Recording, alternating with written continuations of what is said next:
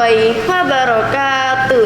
Salam, Om Swastiastu, Namo Buddhaya, salam kebajikan.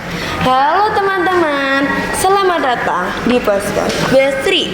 Di sini Kesha Ramadhani Jayadi Putri akan memandu podcast kali ini. Teman-teman pasti tahu kan Bali? Bali adalah salah satu wonderful of Indonesia. Tidak hanya terkenal tempat wisatanya, tapi terkenal adat dan budaya. Bali mempunyai keindahan alam, keunikan budaya, dan keanekaragaman tradisi yang menjadi daya tarik wisatawan asing maupun lokal. Dan sebagai pusat turis, mancanegara bahkan mengira Pulau Bali adalah sebuah negara. Nah, di podcast kali ini kami akan mengamati bagaimana keragaman budaya di Bali yang pastinya berbeda dengan budaya lainnya.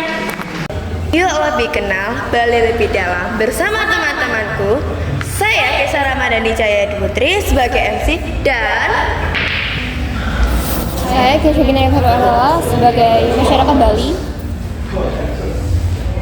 Saya Muhammad Fikar Ramadan sebagai tokoh agama. Sebagai pengamat sosial.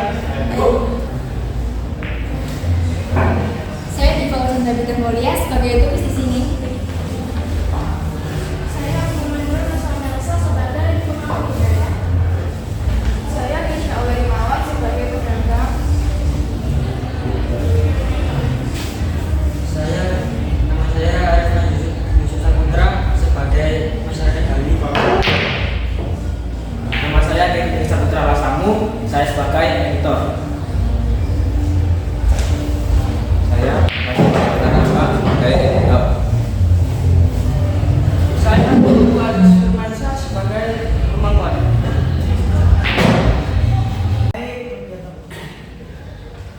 wah, udah ngumpul ya semuanya. Gimana nih kabar kalian hari ini? Baik.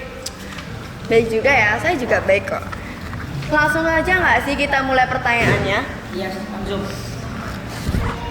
Om Swastiastu, bagaimana sih pengamatan sosial di Pulau Bali itu? Dan sudah berapa lama Bliss menjadi pengamat sosial? Saya baru 5 tahun menjadi pengamat sosial di Pulau Bali. Sebagai pengamat sosial tentang edukasi Pulau Bali.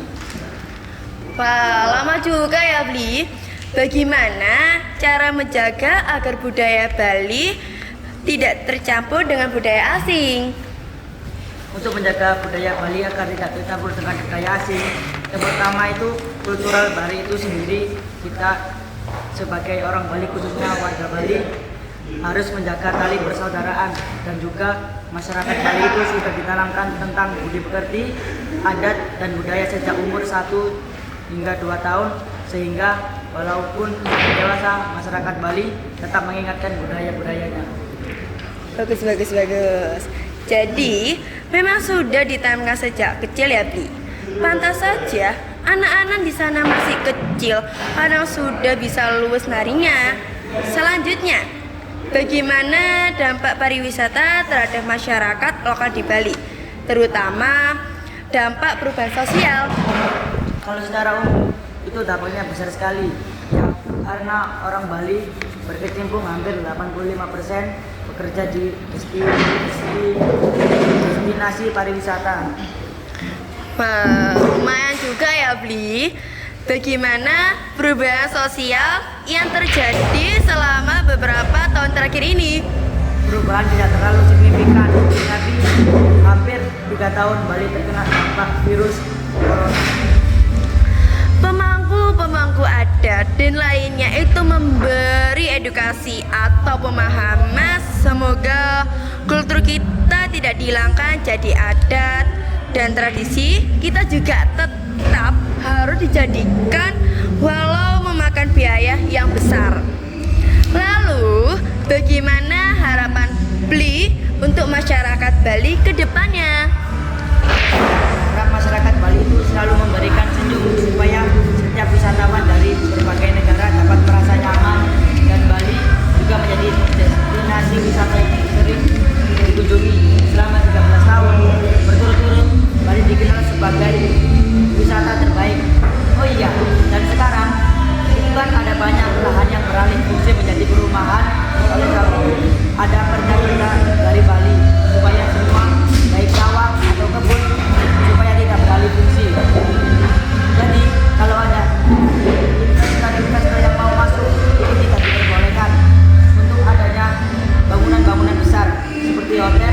dan bangunan-bangunan lainnya.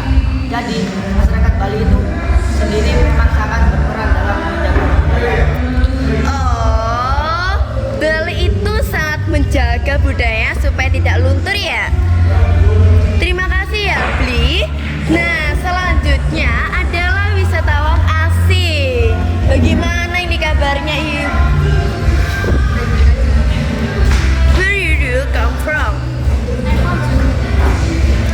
Is this your first time to Bali?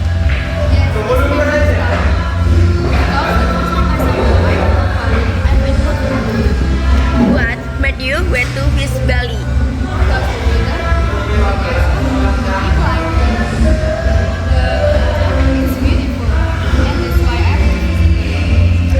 What tour destination do you went to visit?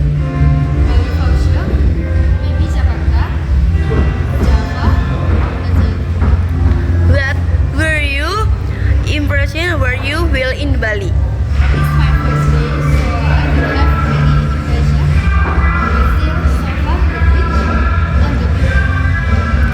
What do you think I went to persuade of the village people?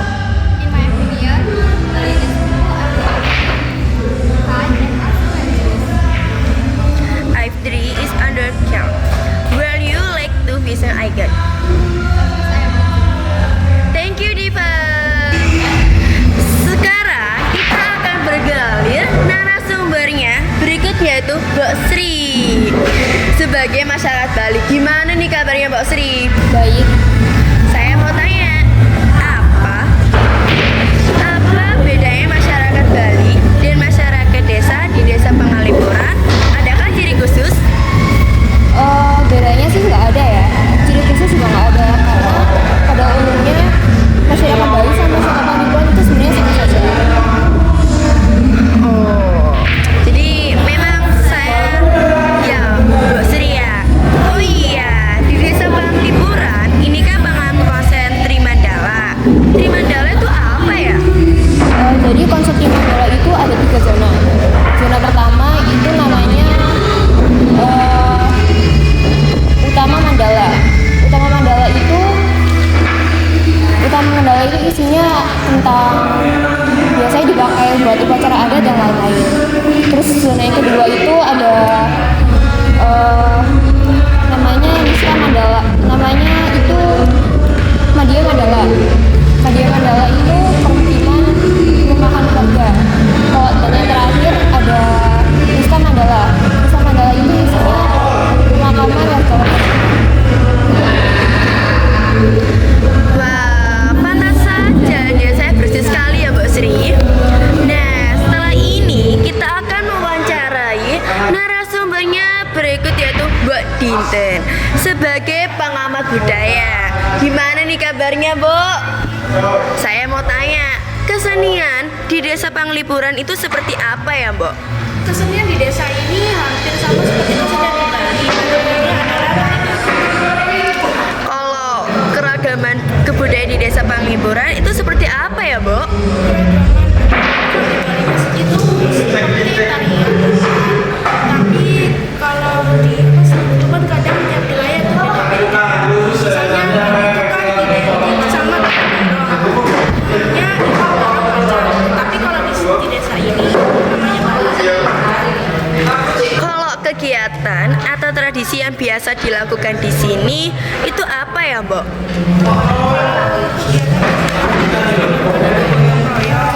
Kayak itu dilakukan sebulan sekali. Oh, pantas saja ya. Tadi Mbak Sri ini dijuluki desa terbersih di dunia.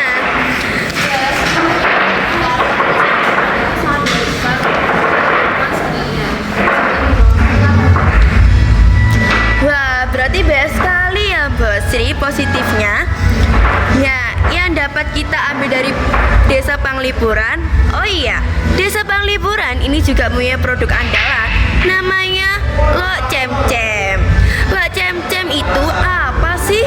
Nah, untuk informasi lebih jelasnya, kita langsung saja tanyakan ke Ibu Mande. Sejak kapan Ibu profesi sebagai pedagang? Saya sudah mulai berdagang sejak tahun 2005.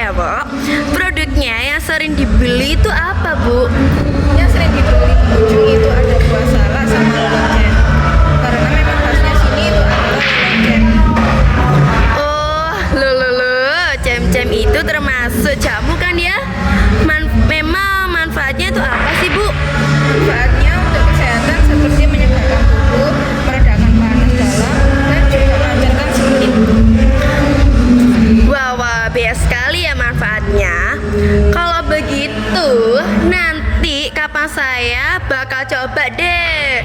Terima kasih banyak Bu atas waktunya. Setelah ini saya bergeser ke narasumber berikutnya, yaitu Bli Sugeng sebagai pemangku adat. Gimana nih kabarnya?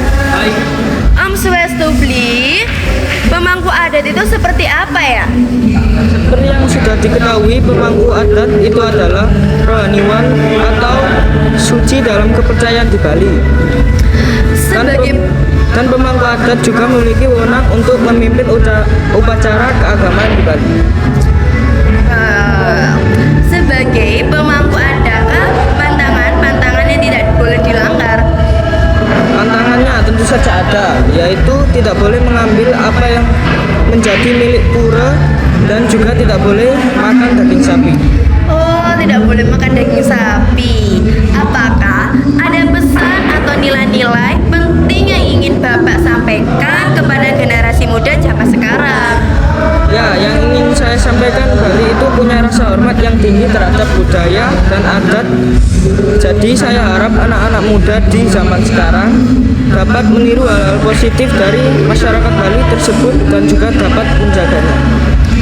Jadi Bapak ini agar anak muda zaman sekarang ini dapat meniru hal positifnya seperti tata krama yang gitu ya. Ya. Selanjutnya kita bergeser ke narasumber berikutnya, yaitu Bapak Aji. Om Swastiastu Bapak Aji. Kegiatan spiritual atau upacara keragaman di Bali seperti apa ya Bapak Aji? Om Swastiastu itu dilaksanakan setiap 1 bulan sekali. Kalau yang kita nalot itu banyak kita wajah itu datangnya setiap 210 hari sekali. Untuk hari tersebut kita di sini sampai persiapannya 2 minggu sebelum hari H. Kita sudah mempersiapkan segalanya.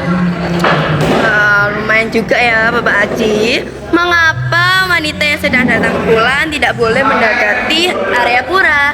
Karena menurut agama Hindu orang yang datang bulan itu adalah orang kotor. Artinya tempat situ itu suci, sehingga orang yang datang bulan tidak boleh ke tempat suci. Karena dulu sekali ada orang yang datang bulan itu datang ke area pura langsung dicegat sama ular. Ularnya warnanya itu hitam putih karena kan bau orang yang datang bulan itu kan bau amis karena berdarah dan bau semacam lainnya. Itu sebabnya karena pura di Bali itu tempat yang paling suci di Bali. Maka dari itu kita sini itu menjaga tempat suci itu tidak boleh sembarangan masuk. Kalau ingin masuk ke pura, dia harus dipersiapkan pakaian seperti orang Bali dengan membawa sejajar. Wah, serem juga ya. Oh, jadi memang benar-benar dilarang ya Pak? Mana hubungan antara budaya atau kesenian Bali dengan kegiatan keagamaan Hindu? Sangat erat sekali jaraknya. Dengan budaya yang ada di Bali tanpa dibandingkan dengan budaya itu sangat erat sekali. Misalnya upacara agama itu harus dilengkapi dengan seni tari, adanya seni, ada seni ukir dan lain sebagainya. Itu adalah untuk melengkapi upacara agama. Karena itulah Bali dari dulu sebelum tinggal bisa melakukan banyak di Indonesia selain Bali, tapi budaya di sana tidak ada akhirnya apa. Artinya sangat erat sekali hubungan budaya dengan agama. Jadi setiap ada kegiatan keagamaan itu pasti diiringkan dengan kesenian seperti tarian-tarian ya Pak? Iya betul banget. Wah, jadi inilah mengapa Bali bisa menarik perhatian para wisatawan lokal ataupun asing. Bali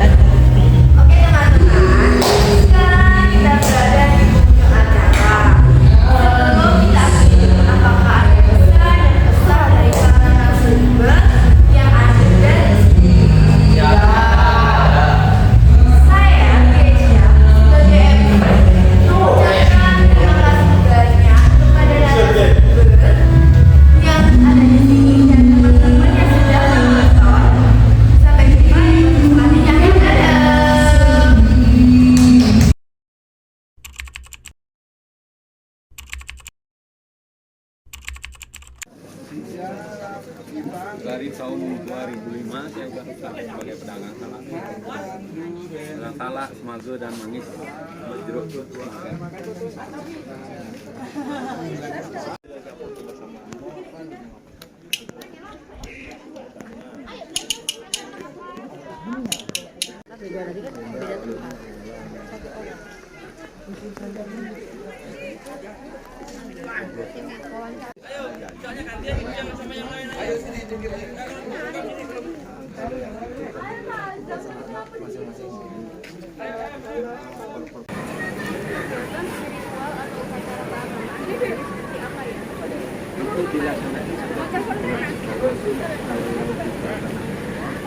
Itu harinya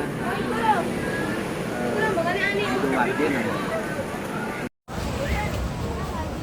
Bikin yang itu loh, yang keren yang itu loh, yang slow mo kayak slow mo itu loh.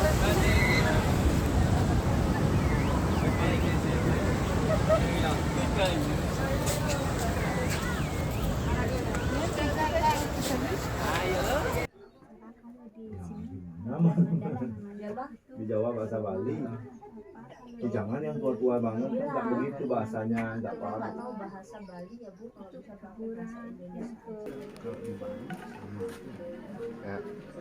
I've been to the Gili Islands, I've been to Ubud, Changi, State Seminyak, and Uluwatu as well.